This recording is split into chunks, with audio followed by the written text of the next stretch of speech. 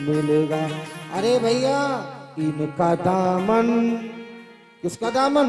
उनका दामन जिसने पकड़ लिया इनका दामन। दामन पकड़ो और कुछ नहीं पकड़ने की जरूरत पड़ेगी, ना भागवत ना गीता ना रामायण। इनका दामन पकड़ कर तुझी को खुशनुमा सा नजारा मिलेगा। अपने आप तुम्हें खुशियों का नजारा मिल जाएगा। अच्छा खुशियां कहाँ है? अब देखिए भरत जी महाराज के घर वालों ने बहुत भरत जी को मारा और भर घर से निकाल दिया। चाहे जितना किसी के साथ अच्छा करो लेकिन तुम्हारे साथ कभी कोई अच्छा नहीं करेगा। तुम दूसरे के साथ में अच्छा करोगे लेकिन तुम्हारे साथ कोई अच्छा नहीं करेगा। सुखदेव जी महाराज कहते परीक्षित जी महाराज, आज महाराज श्री भरत जी को घर वालों ने मार करके घर से निकाल दिया। एक दिन राजा रहुगढ़ की सवारी जा रही थी, पालकी पर बैठ करके ज्ञान पाने के लिए जा रहा था। अचानक कहार बीमार पड़ गया, भरत जी को कहार की पालकी में लगा दिया गया। चीतों की लाइन जा रही थी, भरत जी ने पार किया तो साहब हाथ से डंडा गिर गया। महाराज रहुगढ़ जमीन पर गिर पड़े। रहुगढ़ मारने के लिए भरत जी को दौड़े। भरत ने कहा क्यों मार रहे हो? भरत ने कहा जब क्यों मारे? तो रहुगढ़ ने कहा तुमने डंडा क्यों छोड़ा? भरत जी ने कहा मैंने डंडा छोड़ा नहीं, मुझसे छूट गया। तुम भगवान को, तुम परिवार को कभी नहीं छोड़ना चाहते लेकिन तुमसे छूट जाता है। तुम तो चाहते हो सारी जिंदगी बुढ़ापे में भी चार पाई मिले, भगवान हमें कभी पूछे ना, लेकिन भगवान कहते पूछेंगे क्यों नहीं। अरे भैया छूटेगा क्यों नहीं? तुम तो कभी ना छोड़ो, तुम्हारी इच्छा हो जाए, तुम्हारे बस में हो तो तुम तो कभी ना गांव छोड़ के जाओ। भगवान कहते हैं तुम नहीं छोड़ोगे लेकिन हम तुम्हें छुटा देंगे। तुम्हारा बस चले तो तुम इस मकान को कभी ना छोड़ो। और मेरे ग्राम बखौरा वालों, बड़ा मकान बनवा करके मत देखना, क्योंकि बड़ा बड़ा मकान बनवा करके लोग सर उठा के देखते हैं। जब देखना तो सर झुका के देखना, क्योंकि जो सर झुका के जीता है वही तो हनुमान और वही तो सुग्रीव और जामवंत होता है, जो सर झुका के जीता है। सर झुका के जियो, सर उठा के जियोगे, फना मारोगे काट दिए जाओगे। ना कोई काटेगा तो हमारे जैसा अगर आचार आ गया तो काट देगा, क्योंकि मैं बिल्कुल खुला बोलता हूँ। मैं बिल्कुल जो बोलता हूँ सच बोलता हूँ। अब बच छुपराई में किसी की करता नहीं कि लंबरदार का खा रहा हूँ तो बड़ी इनकी बड़ाई करूँ। हम बड़ाई इनकी क्यों करें? बड़ाई भगवान की करें। बड़ाई भगवान की, क्योंकि भगवान ने इनको इतना बड़ा बनाया। हमारी पहचान तुमसे नहीं है, हमारी पहचान भगवान से है। और जिसने परमात्मा को जिंदगी को सौंप दिया है उसको ही जाए चाहे ना जाए उसको घर बैठे भगवान मिलेंगे। भरत जी ने कहा तुम हमें मारोगे? तुम्हें पता है गाड़ी के दो पहिए थे, एक पहिया कीचड़ में और एक पहिया सूखे में। सूखे वाले पहिए ने कीचड़ वाले से पूछा कैसा लग रहा है? तो सूखे वाले ने कहा कैसा लग रहा है? तो गीले वाले ने कहा अभी नहीं, समय आने पर बताऊंगा। गाड़ी चलाने वाले ने गाड़ी को आगे बढ़ा दिया तो अब गीला वाला सूखे में, सूखा वाला गीले में। तो जो सूखा वाला जो गीले में था वो सूखे में पहुंचा। उसने कहा तुझे कैसा लग रहा है? तो सूखे वाले ने कहा जैसा तुझे लग रहा था वैसे मुझे लग रहा है। पर कहने का मतलब ये है कि आज नहीं तो कल भी तुम्हारे ऊपर वैसा ही पड़ेगा जैसे उन पहियों के ऊपर पड़ रहा है। समय एक जैसा किसी का नहीं रहता है। अभी कथा में आने में बहाने बना रहा है और जब दोनों पैरों से लाचार हो जाएगा तब कहेगा महाराज कथा कैसे सुनने जाए, पैरों से चल ही नहीं पाते, यही तो जिंदगी के कर्म है तेरे। अभी कह दिया जाए चल कथा सुन करके आ जा महाराज, दिखता नहीं है। और जब आंख से दिखना बंद हो जाएगा लोग कहेंगे कथा सुनने क्यों नहीं जाते? बोले आंखों से दिखता नहीं, यही तो जिंदगी का भोग है। पहले दिखता तब दिखता ही नहीं। पहले चलने वाला था तो जाता नहीं, तब चलने वाला ही नहीं है। भोग, और जब तक भोगेगा नहीं तब तक मरेगा नहीं।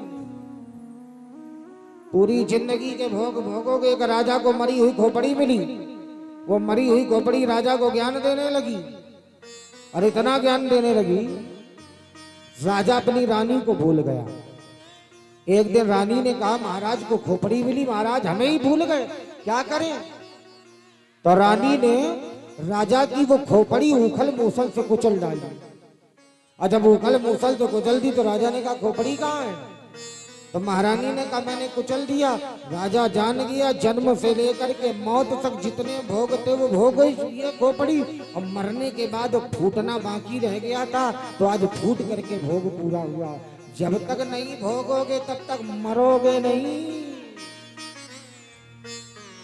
तुम सोचो महाराज मौत आवे, महाराज हमको किसी की भी किसी से दुआ न मांगनी पड़े, अच्छे खासे आए और मर के चले जाए। कैसे मर के चले जाओगे अच्छे खासे? चरपैया पर पहले 10 साल घिसो, 10 साल, क्योंकि तुमने भगवान की कथा छोड़ी, अभिमान किया, अपमान किया भगवान के भक्तों का। पहले भोगो। शरीर में कीड़े पड़ गए साहब, बहू बेटा दूर भागते हैं, यही तो जिंदगी का भोग है, यही तो कर्मों का भोग है, भोगना तो पड़ेगा ही। कहते महाराज कैसा क्या होगा, पहले भोगो। कुछ नहीं होगा, पहले भोगना पड़ेगा। अधर्म करोगे तो भोगना पड़ेगा ही। कथा घर में बैठ करके सुनोगे तो भोगना पड़ेगा ही। और जो कहे न भोगना पड़ेगा तो आओ हम आपको प्रमाण देंगे, देखो कैसे भोगना पड़ता है। भगवान की कथा पंडाल पर बैठ करके सुनो, नहीं भोगोगे। घर में बैठ के आवाज काने में गई तो आपको भोगना पड़ेगा। अच्छा चक्रवर्ती जी भोगे कि नहीं भोगे? मृत्यु आती तो चक्रवर्ती जी को आके लेके चली जाती, लेकिन नहीं लेके गई, लेके नहीं गई चक्रवर्ती जी को। राम जंगल में चले गए, 6 दिन चक्रवर्ती जी तड़पते रहे, 6 दिन। क्योंकि साहब 6 घंटे श्रवण कुमार के माता पिता पानी में तड़पे थे, 6 घंटे, और 6 घंटे का दशांक पाप मिला महाराज चक्रवर्ती जी को, 6 दिन।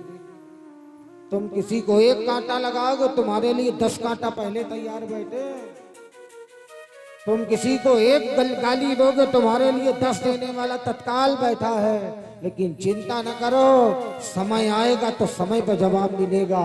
अभी नहीं मिल रहा है तो ये ना सोचो हमसे बड़ा कोई है ही नहीं।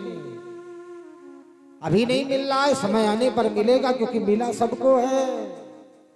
आज नहीं मिला तो कल मिलेगा।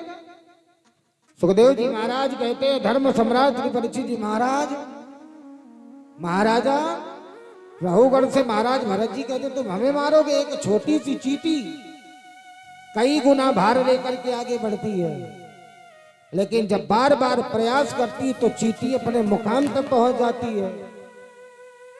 चींटी अपने मुकाम तक पहुंच जाती है। सुखदेव जी कहते भगवान का नाम कितना ही बड़ा क्यों ना हो, कितना बड़ा है प्रभु का नाम, कितना ही बड़ा क्यों ना हो, लेकिन जैसे चींटी प्रयास करके सक्सेस हो जाती है, वैसे अगर जीव भी भगवान का भजन करे तो भगवत धाम को पहुंचने में देर नहीं लगेगी। रहोगढ़ को ज्ञान दिया। लोग कहते भगवान की भक्ति कोई करता नहीं, करता है तो मिलती नहीं। भगवान की भक्ति कोई करता नहीं, करता है तो मिलता नहीं। एक बार नाम लेने से लोग कहते भगवान का भजन करने से पार हो जाते हैं। हाँ, एक बार भजन करने से, अजामी ने केवल एक बार प्रभु का नाम लिया, एक बार। सारी जिंदगी धर्म किया, पाप किया, अनाचार किया, दुराचार किया, एक बार आपके मुंह से केवल प्रभु का नाम निकल जाए, तुम्हारी जिंदगी का कल्याण परमात्मा के हाथ में हो जाएगा। भगवान से कहो इतना तो करना स्वामी,